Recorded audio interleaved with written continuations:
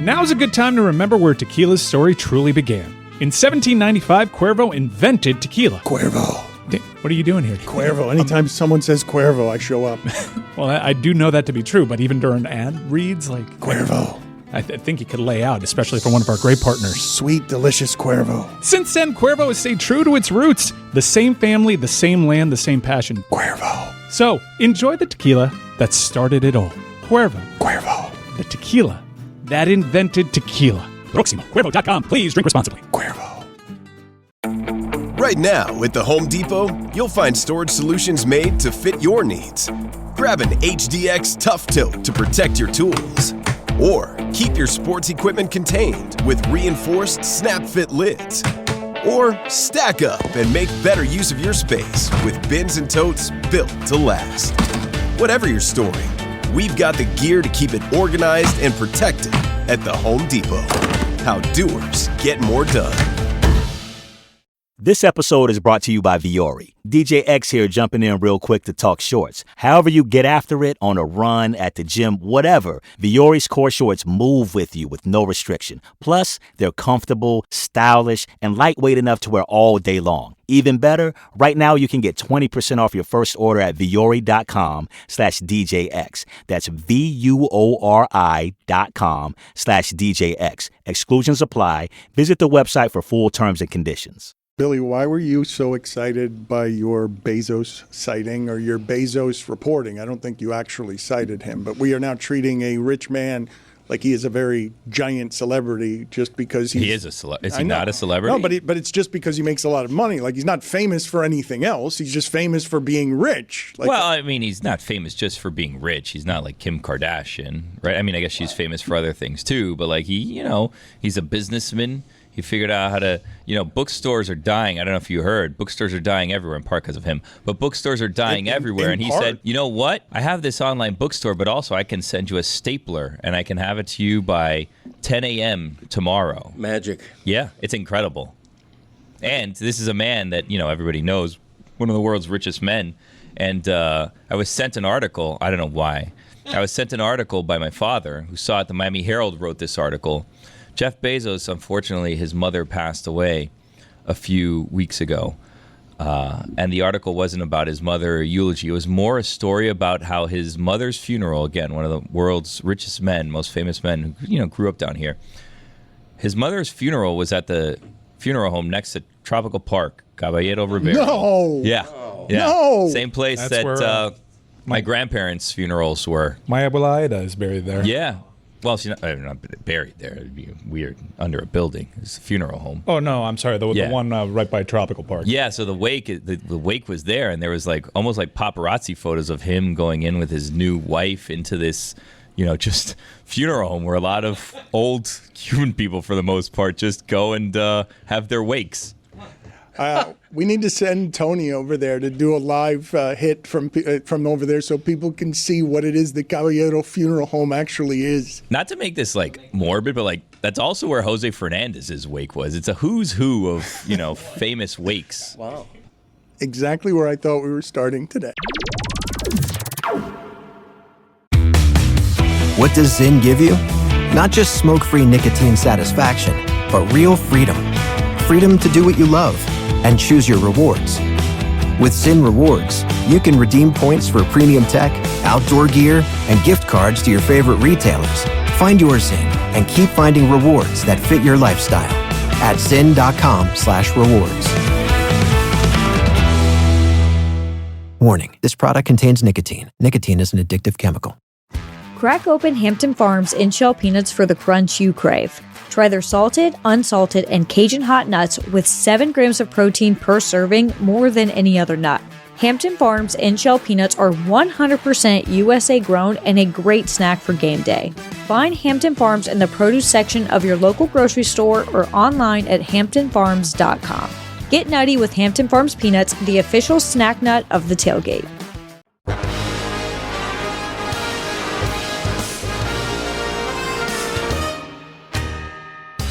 It's time to put on a suit and roll out the carpet. Crank up the tube and gather near. It's the best time of the year, so keep your dial right here. It's me and you and me again at the Sueys.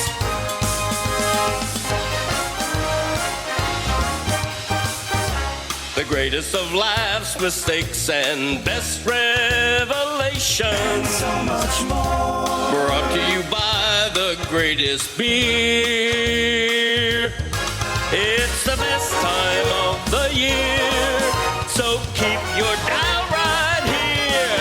It's me and you and me again at the Sueys.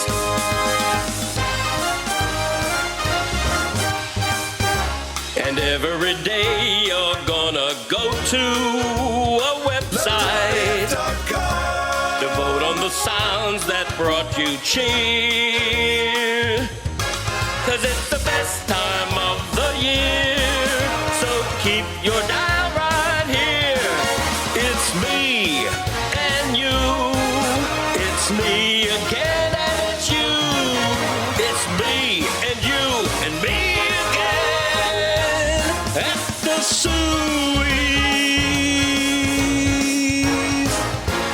That kind of thing.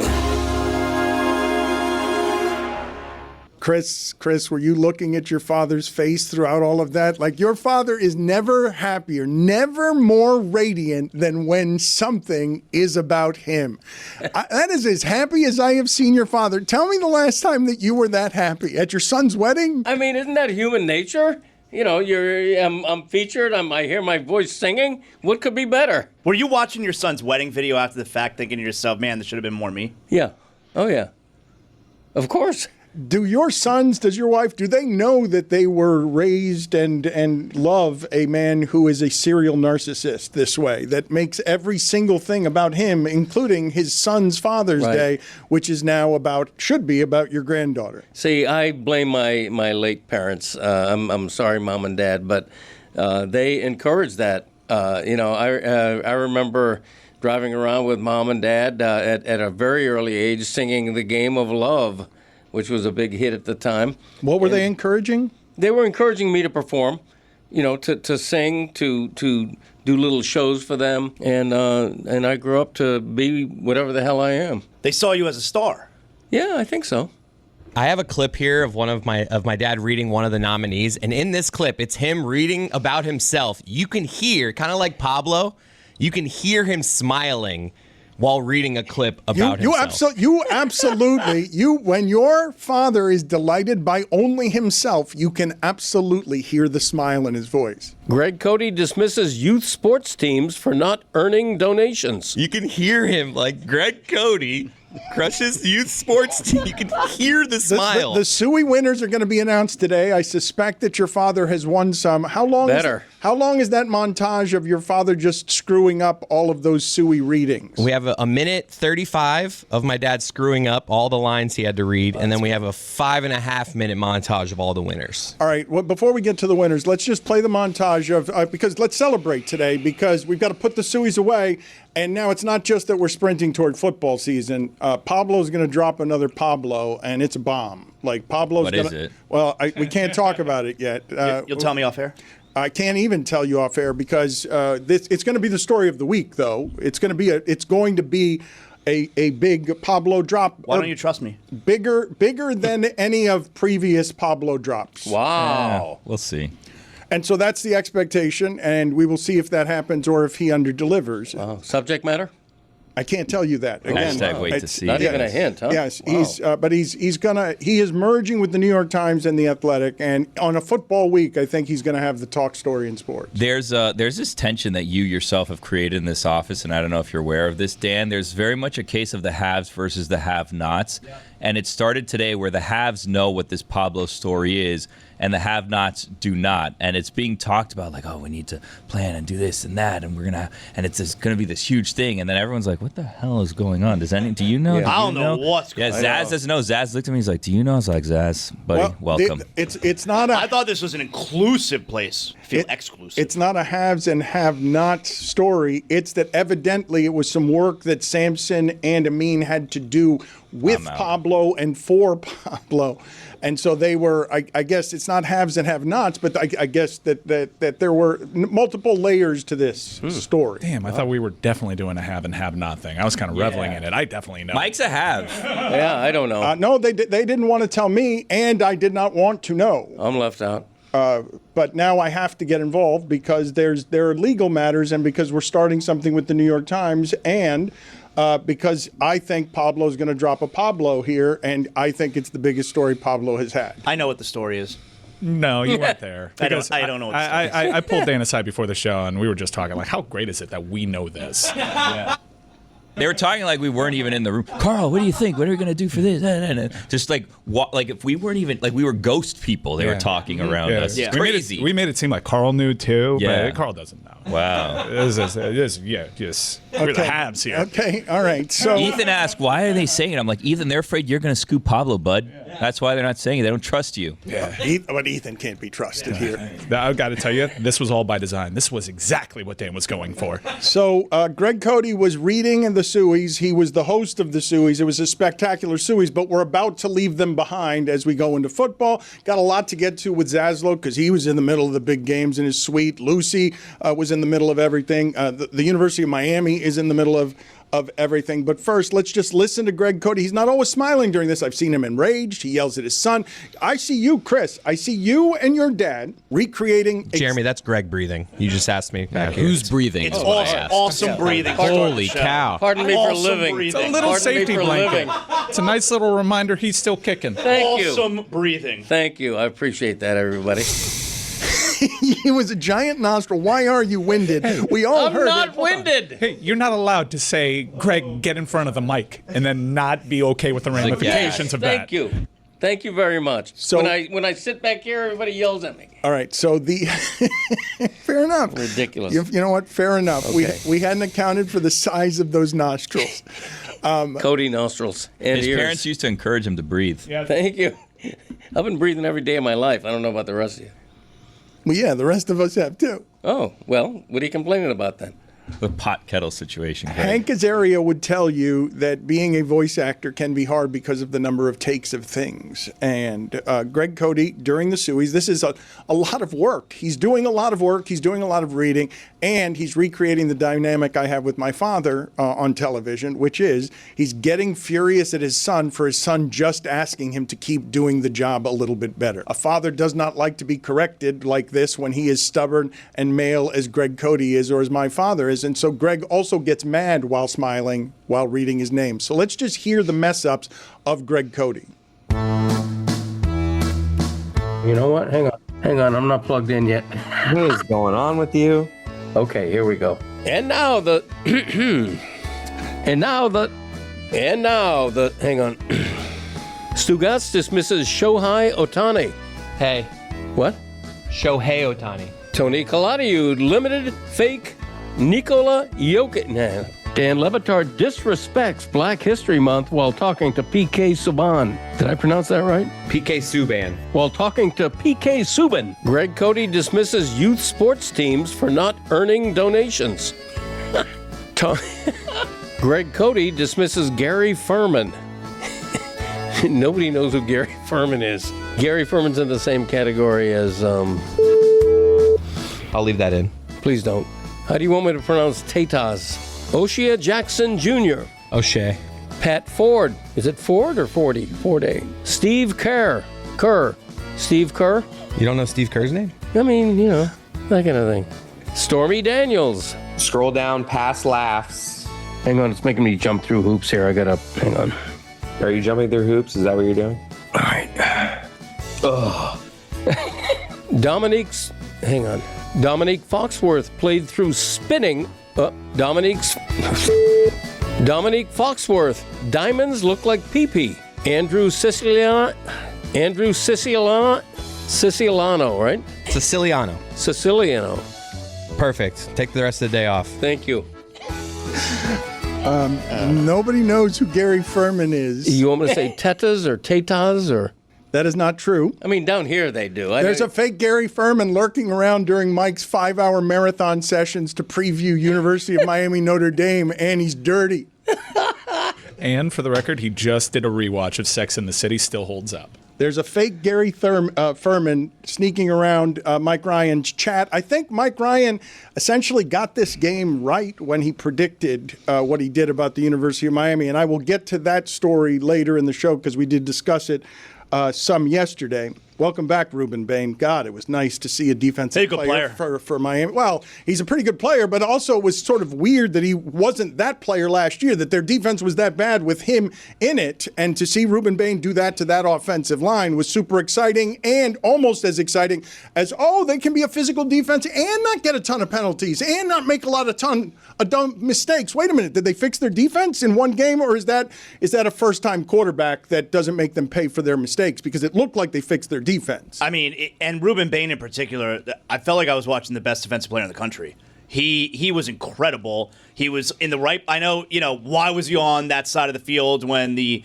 ball was kicked in the air? But it's like he was around the ball. He was around every play the entire game. He was swarming the ball. He was hustling. That ball should have been intercepted 3 different times. It was hilarious that Ruben Bain not only intercepted it, but then ran 15 yards. But Ruben Bain's, I was listening to someone from PFF talk about Ruben Bain's performance on Saturday. Ruben Bain's freshman year, he had the second best pass rushing grade for a true freshman in the history of PFF, only behind Myles Garrett.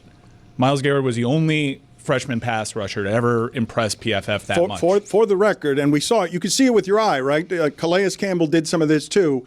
His first year, you were looking at him and saying, can that be Jerome Brown category of pass rusher where this guy's going to get physically stronger and he's already that much bigger and faster and stronger than everybody? But he was not at all that player last year. I have to correct you, Dan. He's not bigger than everybody. Like, he is put together. He is incredibly strong, but his size is not prototypical there.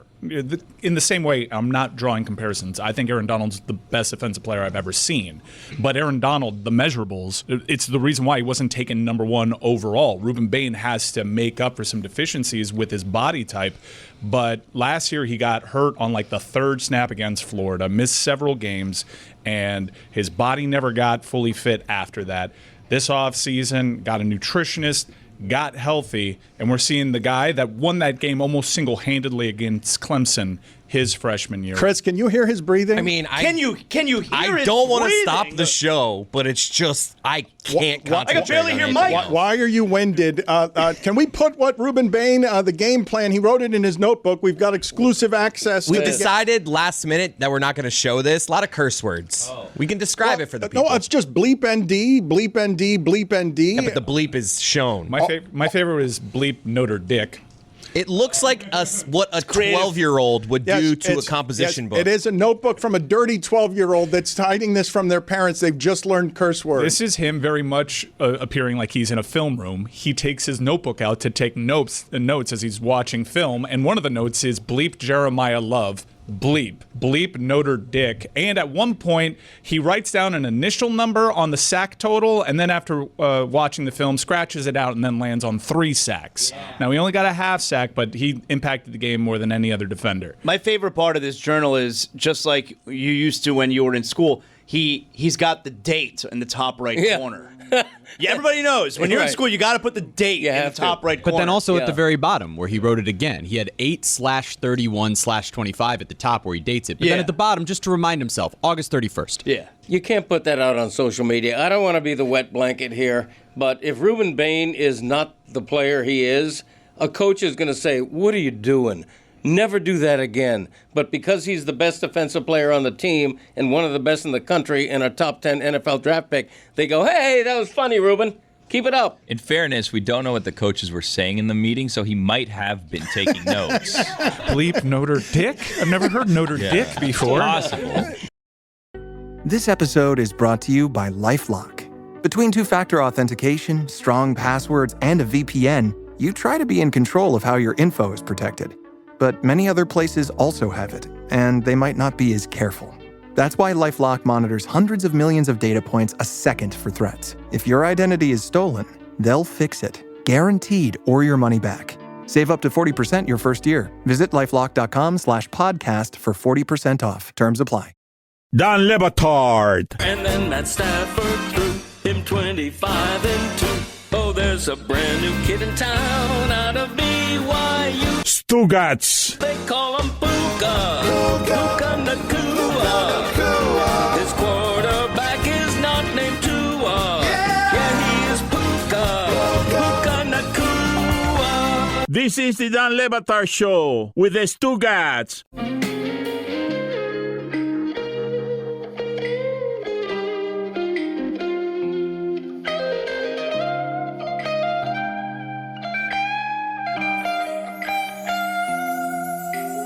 Can you guys censor this some so that people can see that this is a piece of notebook paper? This is not a game plan, okay? This is a child who is scribbling and is like, yes, I'm going to wreck Sunday night because Miami's defense is back. Before we get to all of the Miami things, though, that we have not talked about, because I also want to get to Inter Miami, and Notre Dame and Miami was so big that we've got Luis Suarez spitting on a Seattle staffer, as Billy said yesterday. They're called the Staffers. Yeah, they're the league's Gold Cup champions, 3-0. They won the trophy that confuses me. League's Cup. Yeah, called it a Gold Cup.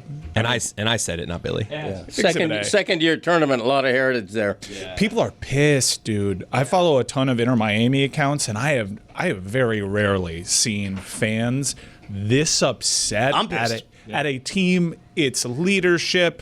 Zaz, when you mentioned Inter Miami before on our show, you kind of admitted that you were uneasy about how unlikable they are, and they played into it. I was like half joking when we did this like a week or two ago. I'm like, I don't think I like this team, because it feels like they're constantly cheating or they're skirting the rules. They just feel dirty, and I was like half serious, half trying to be funny, and then you see what happened on Sunday night, which, I mean, I didn't watch the game because I'm watching the Canes, but you see the clips afterward. And Luis Suarez, who's got a reputation anyway. Oh, wait, a reputation. He bites. He's bitten people. Right. Bad dude.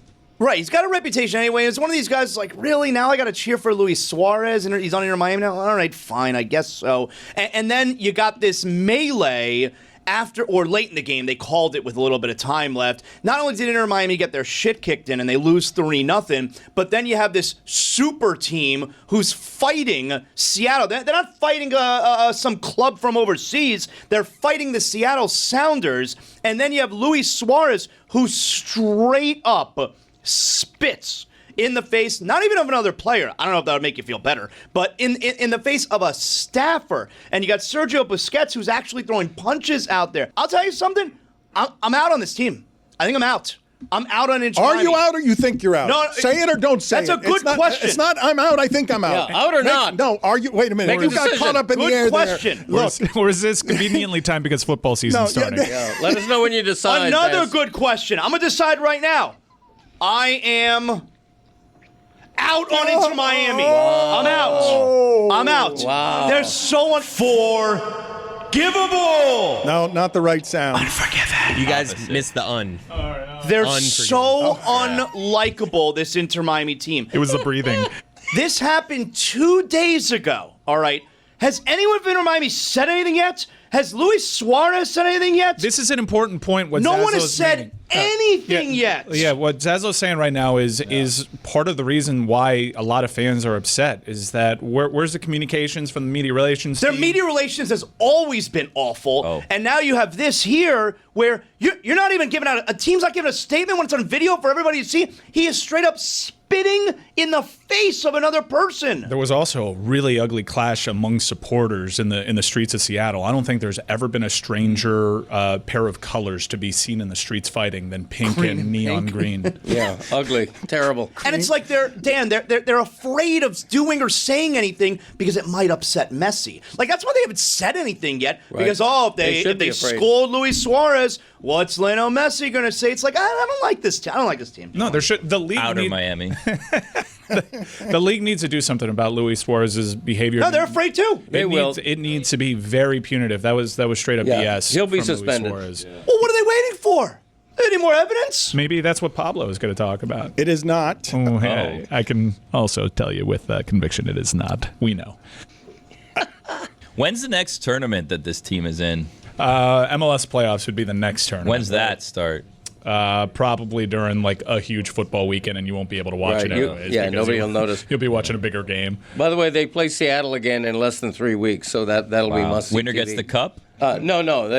You know what? Let me say something about all this controversy, okay? The reason people are all upset about Luis Suarez spitting and them losing this game and the brawl and all that stuff is that they continue to underperform on the field. I'll say it. Inter Miami has been a massive disappointment thus far in the Lionel Messi era. Not on the business side, but on the field.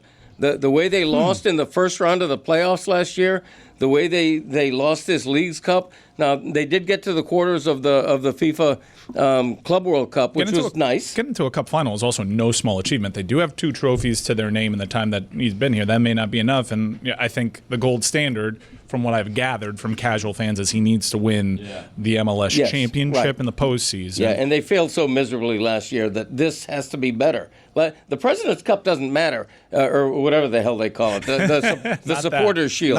Not the league's Gold Cup either. No, the League's Cup doesn't matter. The Supporters' Shield doesn't matter. They're nice little trophies. They're not what you hang your hat on. What do you want them to win? The World Cup? I want them to win the MLS Cup, the league championship of the league they play in. Despite all these ancillary tournaments, they need to win the main cup, which is the MLS Cup. I feel that we are missing what seems like a hugely symbolic sports team in the middle of today's America, right? Today's America with all its divisions and all the places where, of course, you have to cater to Senor Lionel Messi for whatever he wants because he's the whole reason anyone's talking about soccer. Now, this diminishes MLS, but him running that sport while behind a paywall and while that business doesn't bring the traffic that they thought it was going to bring. They're making a stadium here right near the airport with like a ton of precious land, the most valuable land there is right next to the airport to support this team that now represents Miami for better or for worse. And we got to do it on our team that he glosses over a lot when he says he's got a reputation. He bites people. Like he's a biter. It's plural. He bites people plural. On grand stages. And he spit in someone's face and he's representing Miami horrifically here at this time. He also scored 20 goals last year. At this time in America, spitting in someone's face at the center of that. I don't think there's ever a good time to do that. No, but how many of the greatest sports controversies? I remember Roberto Alomar doing this. This has been done in football a couple of times. Romanowski does it. People who spit in your face, like no matter what level of savage you are, we all understand that's a disrespect that can't be abided by anybody. I actually think maybe you could argue it was a good time to do that because it was during Miami Notre Dame. I got around to I was alerted to it on yesterday's show that we did for YouTube, and it's a real ugly scene. But I think Zaz is really speaking for the local South Florida fan because one of the tether among all these Inter Miami accounts that are complaining is they feel disenfranchised. They feel like they've been boxed out as this club goes for the marquee and gets influencers on the sideline. They can't afford to go to the games. They don't necessarily think that this club is fan-friendly. That narrative is out there, and the more unlikable that they become on and off the pitch, the less results that there are, the volume gets turned up on, hey, we were your day ones. Before Messi and all that came over here, this was about a community, and you've kind of forgotten about that. I was way in the first few years. I had season tickets the first 4 years of the team. I was way in those first few years. What they got going on right now, it's the first year that I haven't been a season ticket holder. What they got going on right now, I don't dig it. Like, I don't like this team. I don't like this team. How do you feel about that, Cody, that you've got something happening? What are you laughing about? Just because it's insane. I was on this team before it became popular. That's they got right. the greatest soccer player in the world. Now I'm out. They did too much for me. What did they do for me? They did nothing for me. The greatest soccer player in the world. They haven't won anything? Yeah, I'm not arguing with you on that. They've won 2 trophies, and I think making it to the FIFA Club World Billy's Cup right, though. elimination stages is as impressive as anything an MLS team has ever done. More impressive than the 2 trophies they won, in my but we opinion. all look. The standard, you guys can't dispute this. The standard is Messi win the big one. Based down to its basest of stupidity. 100%. Well, it's not just Messi and your super friends that you brought in. I want to see. I want to see Messi's face as he scrolls through social media, as Dan Le Batard says, "Messi won the big one," and he's like, "Which one is he talking about?" I'm not doing the MLS Cup. That's the problem. He's not committed to this league. If we're going to be honest, Greg, you're with me on this one. If he wants to cement his legacy, he's got to win an MLS Cup. Because all the other things that he's done to fail on the lowest of stages, the MLS, is an embarrassment. You can't succeed on the biggest of stages and puke all over yourself every year on the smallest of stages, which is what's been going on. It's not Greg? just spitting in the face. It's 3-0. You're losing 3-0, and you're just 3-0. a baby. What I'm saying is that if they won the MLS Cup last year, instead of taking a national crap in the first round against the lowest seed, if they won last night or Sunday night instead of losing 3-0. It's a minor story. The brawl, the fans brawling. No, the spitting in the face should be a big story. That should never be a minor story. You don't think it would have been a big story if they won 3-0 and then they still had the brawl? I don't think it would be nearly as talked about as now. I totally disagree. Okay, I think what you're hearing on the group chats with Inter Miami fans right now is because they continue to disappoint on the field. That exacerbates everything you're talking about in terms of, they're not fan-friendly. They don't treat their fans right. We've been here since the beginning. Everybody would be thrilled if they had won as much as they were expected to when Messi signed with this team. They haven't. They've underperformed. Then they skip the All-Star games. They're at Coldplay concerts. They're buying groceries at Publix. Like, let's focus on soccer already, you know? Don Batard. I feel like we need to normalize saying the scientific terms for organs on the air. Like penis? if someone, yes, you know what? If someone takes a foul ball to the penis, we should just say he took a foul ball to the penis. Stugotz. That free kick hit him right in the cock-a-doodle-doo. This is the Don Batard Show with the Stugotz. I can feel the audience. Okay, at this point in our careers, doing this for as long as we've been doing it, complaining about soccer talk, even if it's a spitter, and Luis Suarez, even if it should be a big story, because it's football time, and everyone gorges and wants to gorge more on this week of NFL football after the insanity of this weekend in college football. And so excuse me for not bowing at the beginning of this show to Mighty Football and the specifics of what happened with last night with Belichick, which has no precedent. It has no precedent in the history of American sports that he would allow more points than he ever has in a game. It's awesome. And delicious. And that everybody would watch. It's like watching Bear Bryant or Vince Lombardi or something just stripped to its nudist, almost like outside that door that Pablo sniffed out and that Ring camera that Pablo recreated. You know what I learned about Pablo? I asked him this weekend. I'm like, when you recreated Belichick leaving the room, did you not think to take your shirt off in the recreation, or were you embarrassed? And I heard they debated it for hours in the Pablo Torre Finds Out universe, and he wouldn't do it because he's a coward. He wouldn't do it shirtless. They did think about it, and he didn't recreate it that way. Belichick has never been undressed like that before in the history of us watching football. A coronation, a celebration. He's a small underdog at home against a TCU team that is usually nationally relevant, and you see right off the bat how far behind he is. Something I thought of last night that I didn't believe a lot of people were thinking of. North Carolina last year produced the single most surprising half of football that I saw in college football last year. At home, they were losing to James Madison and allowed 52 points at the half against a James Madison team that finished third in the conference. I mean, I think if you wanted to see North Carolina fail, it worked out perfectly, right? In that first drive, all the hype was coming in, like, Belichick's going to come in, he's going to change everything. You're like, I've never seen anything. I can't prove it. And then the first drive, they drove right down the field, like, oh, my God, we're great. Like, if you're a North Carolina fan, we're great. Michael Jordan's high-fiving people. Everybody's so excited. And then the rest of the game happened. I got to tell you, it's been quite the offseason leading into this debut for UNC for Bill Belichick, and a lot of people have questioned his legacy. Nothing has made me doubt his legacy more than him settling on Freddie Kitchens as a good guy to run my offense. Why would anyone have expected different? I'm not talking about last night, but like this season, they're going to stink, all right? UNC's going to stink, and Belichick's going to stink. And you know how I know this? Because his entire coaching career, if he doesn't have Brady, he stinks. Yeah. They're going to stink. Yeah. And I have actual evidence to support this. If Tom Brady is not his quarterback, his whole career, he sucks, and they're going to suck. Yeah, and people are going to laugh at him nationally because he's not likable. Unless you live in or around Boston, you don't like Bill Belichick. I don't think they like him so much in Boston these days. You could be right. Well, we've never seen, never. It has no precedent. Bill Belichick unraveling throughout this offseason in a way like everybody's looking like, what's happening over there?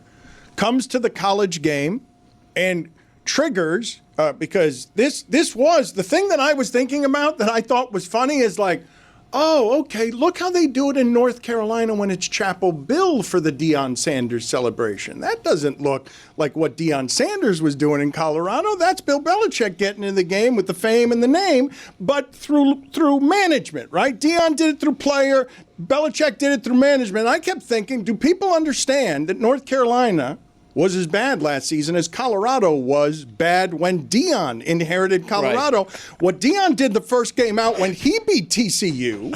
I've never seen a graphic like that in my life, by the way. I was watching that, and I was thinking, man, this is a really bad quarterback. No, and they put a graph damn near 2 hours after his last completed pass. They time-stamped it.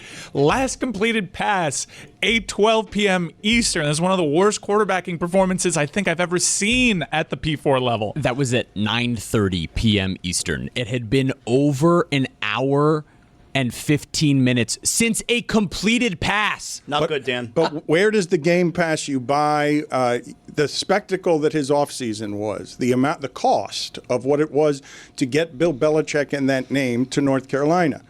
People disrespect how hard it was to do what Deion Sanders did, taking a team in Colorado that was what this North Carolina team was and making them beat that worse. Making that TCU team, beating this TCU team, which created an expectation for last night that while it was erased after the first drive, all of you were on the first drive like, well, Cowherd. You saw Colin Cowherd's tweet. Colin Cowherd, who has mastered the troll business of how do you get the engagement by being wrong because nothing that you say actually matters. Wasn't really sure what to expect from Chapel Bill, but after that drive, I have him as the second best college coach I've ever seen. You think he's trolling? Just below Saban. I think he's trying to be funny. I think he's failing. I think he's being serious. But I don't think he minds being historically wrong. I think he said great hyperbole about Arch Manning as well. Lewis, I don't know if you ended up finding that tweet, but there was a tweet from Colin Cowherd from I think 2024. The wrong business pays well. It doesn't matter when everyone's talking, right? I don't know. You guys have. Did Gilbert Arenas just hire Skip Bayless? Are they together now? Like that's business how partners, yeah, that's how that one ages. Where you just go out at the end trolling people, and wrong doesn't end up mattering in any way. They're not. People will still associate Colin Cowherd forever with sports. It doesn't matter how wrong he is. That's just sports people overreacting to thinking that right and wrong matters. Gilbert Arenas got rated a couple weeks ago, right? That's just done. No, that was resolved. I mean, he turned it into content. Overrated or properly rated? Probably rated. How can you be more wrong than this? This was before. This was when Kyle DeBoer took over for Nick Saban. I'm sorry, Kalen DeBoer. Who cares? He's got to earn it. That was probably right after the Georgia victory, right? September 28th. Mm-hmm. I don't know. It wasn't such a crazy thing to say that day. That was a great performance from Alabama that game. and it was. A year later, you can just say, I was just kidding. But then they lost to Vanderbilt the very next week. Yeah. Alabama's now 5-5 in their last 10. Yeah. According to CFB on Fox on Twitter, through just 14 games at Alabama, Kalen DeBoer has matched the unranked loss total that Nick Saban tallied over 235 games. Dan, 4 unranked losses. Kalen DeBoer has lost 4 games so far as coach of Alabama where they've been a 2-touchdown favorite. Lost the game outright. Saban was 131-2 in those games as a 14-point favorite. That was some performance against FSU. Mike, how did it happen? Because I will get more into Belichick over the course of the show. but how did it happen? Did you ever give your public opinion? Because you were talking for 5 hours on your show, and you were also talking here, but I don't think I ever heard publicly you think that FSU was bad. No, I never got that take out there. I'm grateful because, everything that I had heard from FSU had reminded me so much of like when Miami thought that they were good and they would get smacked in the face by bigger teams, from the undersized quarterback saying Nick can't save them now, to saying FSU is the best defense, to shutting the media out and just people reporting on vibes. I thought it was going to be a bad moment yet again for FSU and Mike Norvell. Couldn't have been more wrong. Couldn't have been more stunned by a result. Castellanos didn't need to throw. Gus Malzahn, I don't know how he's surprising folks with his offense, but Alabama came out completely unprepared to play. And credit to the fans at the newly renovated Doak Campbell Stadium, which actually has fewer seats now. They were loud. They affected that game. ACC, actually, I thought there was going to be a well-established narrative going into that Miami-Notre Dame game where the ACC was a joke, and they performed relatively admirably despite Clemson losing at home. Yeah, that game was awesome. And then you see the entire crowd storm the field after the game. They got fined, right? They take 50 grand. I'm a little conflicted with the storming the field in that spot. The storming the field jumped the shark so many years ago. It does not have the same meaning it used to. You're FSU. You've won national championships. Right. I understand you were unranked and they're number 8 and they're big bad Alabama. You've won national championships. You're storming the field? I don't know about that. The only fans who should storm the field at the only time they should do it is if you win a national championship. Then there's no more games next week. Storm the field. Do whatever you want. But that, for the first game of a season, you're beating a down Alabama team that's about to fire its head coach a year from now. Why celebrate that like you did? $50,000. It's ridiculous. Greg's getting off his old man takes here. Like, he's getting off the storm the field, the notebook. You don't write that in a notebook. Like, you're getting off some serious old man takes. Well, here, speaking of old men, Don Shula didn't like it when his players spiked the ball after a touchdown. Go on. And his classic line was, act like you've been there before. FSU fans, you've cheered 2 champion teams. Act like you've been there. What are you doing? We've never seen someone go from 13-1 to 2-10. It's never been seen before. Okay. No one expected anything from FSU in that football game. A 2-touchdown underdog at home? That program? I think I understand Nick Saban leaving that program certainly couches this discussion, but it also isn't a coincidence that he decided to leave when the advantages that Alabama had went away. And parity, and this breathing is crazy. It's crazy. It's obscene. I'm really glad you're alive, but man, you're getting him all worked up. I'll sit back here until I'm speaking, and then I hope you're all right. But anyways, like you're messing with me now. There's some people that are really reveling in the end of Alabama's dominance. That's a 20-year run, 20 years. Running the sport, and now they got to deal with almost every other blue blood program in college football having to reshape themselves. I'm going to play this sound courtesy of Barstool Sports. This kind of speaks for where people are with Alabama and enjoying this. Alabama is officially dead. Dead. It's over. It's over, Alabama. You fucking sucking pieces of you fucking penthouse living motherfuckers. Used to sit up there and used to piss on all of us. When you beat us, you would say, oh, well, you should be happy. You put up a good fight. But you fucking your time. Now you're down here in the suck. How does it feel? And the best part is, I know it feels worse for you than it feels for us because you're not used to being here. For 20 years, you have lived a charmed existence where everything revolved around you. Everything you had, you got. Everything you wanted was at the tips of your fingers. You never had to worry about entering a single weekend. And now, every weekend, you're going to feel the existential threat of losing games that you didn't have to think twice about in the past. He then later goes on to add, I'm going to drink your tears, urinate them out, and then drink them again. Nice. Can we just put up let's put up on the screen as well, Ruben Bain's notebook. There it is. You can see it bleeped out. There's the notebook. Not as fun without the F words. College football's back, though. What do you mean? Oh, it's all been F words. What we just did for the last 30 seconds is the voice of college football is back. Now's a good time to remember where tequila's story truly began. In 1795, Cuervo invented tequila. Cuervo. What are you doing here? Cuervo. Anytime someone says Cuervo, I show up. Well, I do know that to be true, but even during ad reads, like... Cuervo. I think you could lay out, especially for one of our great partners. Sweet, delicious Cuervo. Since then, Cuervo has stayed true to its roots. The same family, the same land, the same passion. Cuervo. So, enjoy the tequila that started it all.